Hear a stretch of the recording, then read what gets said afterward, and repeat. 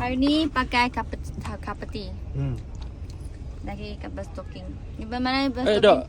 Apa pasal ni? Sama-sama you lah, tengok. Iyalah. Nasib saya yang kaki tak ada busuk. Nanti you mesti pengsan ya.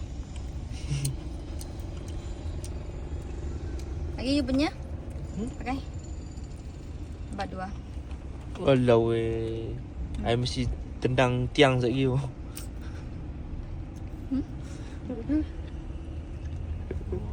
You tak faham, tak faham.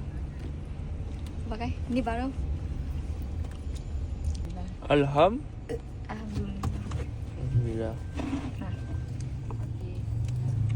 Okay. Main macam anak-anak.